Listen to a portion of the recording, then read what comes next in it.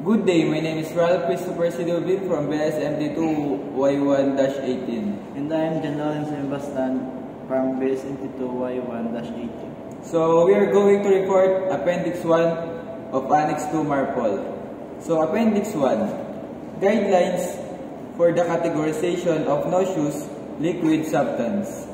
So certainly Appendix 1 of Annex 2 of the International Conventional for the Prevention of Pollution from Ships, MARPOL provides guidelines for the categorization of noxious liquid substances.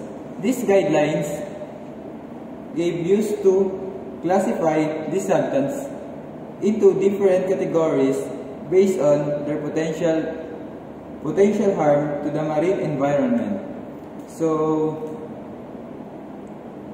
in human health, the categorization helps establish regulations for their handling, storage, and transportation to minimize the risk of pollution from ships. Certainly, there are more details regarding the guidelines for categorization of noxious liquid substances as outlined in Annex 1 of in Appendix 1 of Annex 2 of MARPOL Convention. Categorization criteria. Noxious liquid substances are categorized into different categories A, B, C, and D based on their potential harm to the marine environment and human health. The criteria of categorization include toxicity, resistance, and bioaccumulation potential. Category A. These substances are considered the most dangerous. They are highly toxic, resistant, and likely to bioaccumulate in a marine environment. Strict regulations and control apply to the transportation and discharge of Category A substance. Category B.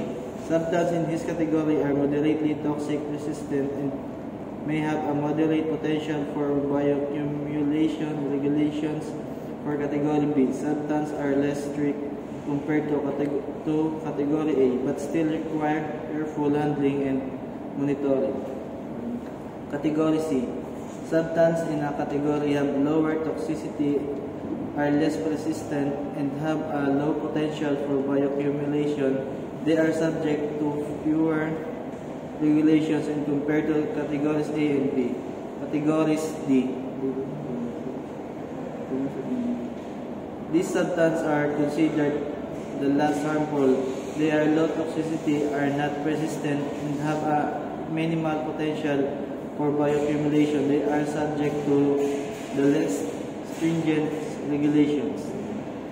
These guidelines aim to protect the marine environment and human health by regulating the handling and discharge of noxious liquid substances during marine transportation. Complying with this regulation is crucial to prevent pollution and environmental damage from shipping activities. Thank you. Thank you, sir.